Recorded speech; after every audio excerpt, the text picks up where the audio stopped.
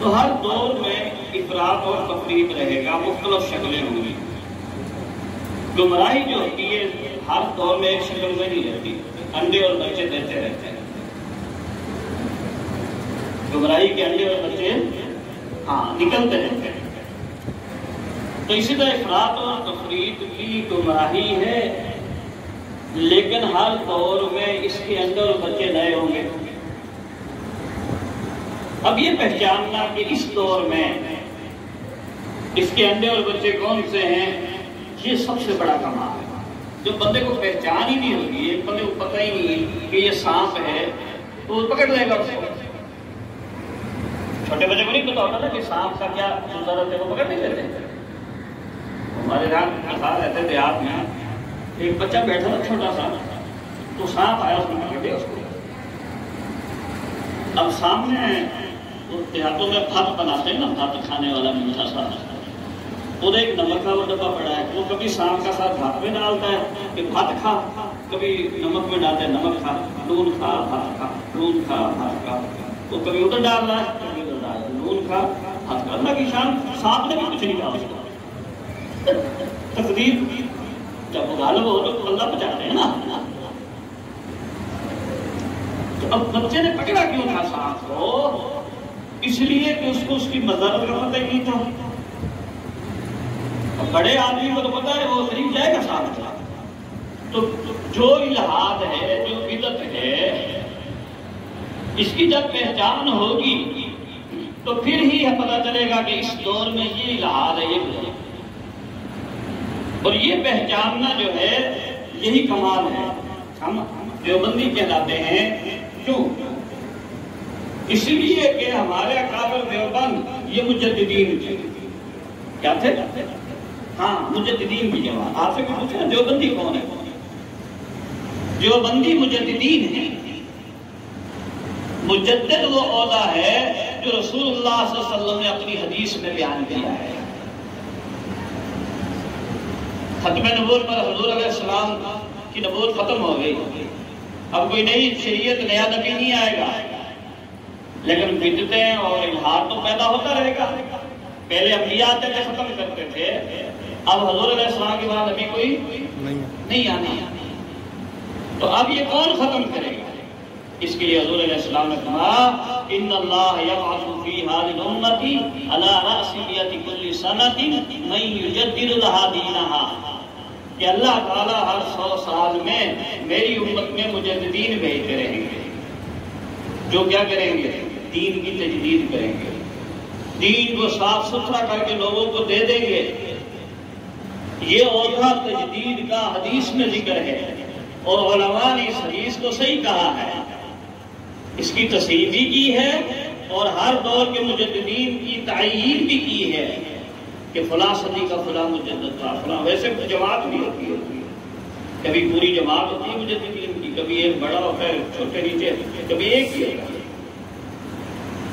تو یہ مجدد عہدہ ہے، ہر 100 صدی بعد اللہ تعالیٰ لاتے رہے مجددین کو، اور یہ مجددین کا کام ہوتا ہے اس دور میں جو الہاد اور بدعت ہوتی ہے اس کو ختم کرتے ہیں۔ حضرت امام ربانی مجدد ثانی رحمۃ اللہ علیہ کو 1000 سال کا مجدد کہا جاتا ہے۔ کیوں کہا جاتا ہے؟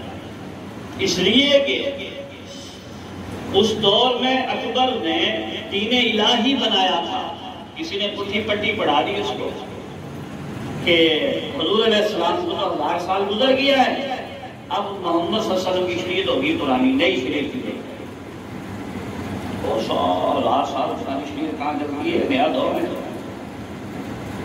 اور ایک شریعت بنائی اس نے اپنے طور پہ دین الہی کے نام سے، اس میں ہندوؤں کے مسئلے بھی لے لیے، سکھوں کے بھی لے لیے، عیسائیوں کے بھی لے لیے، اور مغلوبہ بنا کے لوگوں کو ہاتھ میں پکڑا دیا۔ اب طاقت تھی بادشاہ کی، کوئی جرت بھی نہیں کرتا تھا بولنے کی، تھوڑی سی مخالفت گردن اڑا دی جاتی، بہت بڑی سلطنت کی پڑتی، ایک کن تنہا مجدد ثانی کھڑے ہوئے۔ اللہ نے ایسا غلبہ دیا، جیل میں تو جانا پڑا، لیکن پھر ایسا غلبہ ہوا کہ آپ دیکھو اکبر کی زندگی پڑھیں، آپ جہانگیر کی پڑھیں ابتدائی دور، لیکن پھر جہانگیر ہی توبہ طیب ہوا، پھر اس کے بعد بیٹا شاہ جہان، پھر اس کا بیٹا عالمگیر. آپ ان کی زندگی کا حالات بڑے حیران ہو جائیں گے. بڑے بڑے ولیوں کی وہ عبادت نہیں ہے جو ان لوگوں کی ہے. ان کے گھروں میں دین وہ تھا آج کسی مولوی کے گھر میں نہیں ہے. ہاں اب حیران ہو جائیں. ان کی شہزادیوں میں وہ دین تھا کہ آج ہمارے گھروں میں موجود ہے. تو کیوں پلٹا گیا؟ اکبر ادھر جا رہا ہے، جہانگیر ادھر جا رہا ہے ہاتھ کی طرف، اور ریورس گیئر لگتا ہے پھر، اور 180 کی سپیڈ پہ شاہ جہان مجاہد ہے. یہ ایران کے شیعوں نے افغانستان پہ حملہ کیا اور سنیوں کو شہید کرنا شروع کر دیا. شاہ جہان نے لشکر بھیجا. پھر اورنگزیب عالمگیر 50 سال حکومت کی، فتاوی عالمگیری لکھوایا. محدث الاثر حضرت شاہ عبدالعزیز محدث دہلوی رحمۃ اللہ علیہ کو 5000 احادیث یاد تھی، اور اورنگزیب عالمگیر کو 10,000 حدیث یاد تھی. تو یہ ریورس گیئر کیوں لگا؟ تاریخ ہوتی ہے کہ مجدد کی محنت ہے. اب اسی وجہ سے علامہ اقبال رحمۃ اللہ علیہ جب قبر پہ گئے تو یہ شعر پڑھے: اس خاک کے ذروں سے ہے شرمندہ ستارے، اس خاک میں پوشیدہ ہے وہ صاحب اسرار، گردن نہ گجھوگی جس کی جہانگیر کے آگے، ہے اس کے گرمی نفس سے گرمی احرار. حضرت مجدد نے تجریدی کام کیا. پھر شاہ ولی اللہ کا دور آیا، شاہ ولی اللہ نے کیا، وہ بھی مجدد تھے. پھر دور گزرا، پھر بدعات الہات پیدا ہوا. پھر اللہ تعالیٰ نے مولانا قاسم نانوتوی، حضرت گنگوہی، حضرت تھانوی، حضرت مدنی، ان حضرات کو کھڑا کیا. اور دین کے 4 شعبے ہیں، چاروں میں تجدید. علم کا شعبہ تو دارالعلوم دیوبند میں تدریس کا ایک نیا ڈھنگ دیا، نیا انداز دیا، جو آج پوری دنیا میں پھیل چکا ہے. بات کس طرف چلی گئی؟ میں یہ کہہ رہا تھا ہم دیوبندی ہیں. کیا ہیں؟ دیوبندی ہیں. اور علماء دیوبند کو اللہ نے یہ کام دیا، تجدیدی کام. ہر علم کا میدان ہو تو یہ مولانا قاسم نانوتوی، حضرت گنگوہی نے جو سلسلہ دیا ہے اس وقت پوری دنیا میں پھیلا ہوا ہے. تصوف کے میدان میں حضرت حکیم الامت تھانوی رحمہ اللہ، انہوں نے جو تصوف کے اصول وضع کر کے دیے، کتابیں لکھی ہیں، وہ کافی ہیں اگلی کئی سو سال تک. جہاد کے میدان میں شیخ الہند حضرت بدری یہ نکلے، تو انہوں نے جو اصول وضع کیے وہ ہمارے دیوبندیت کے کافی ہمارے لیے. تبلیغ کے میدان میں مولانا الیاس دہلوی رحمۃ اللہ علیہ نکلے، تجدیدی کام کیا.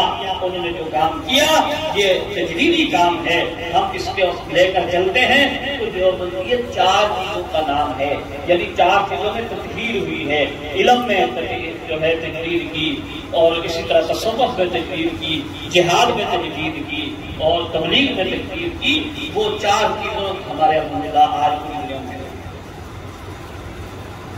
تو اس لیے ہم علی اکابر کی برکت ہے.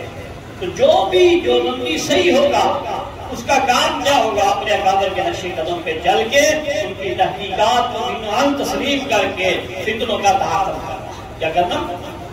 فتنوں کا تحفظ کرنا.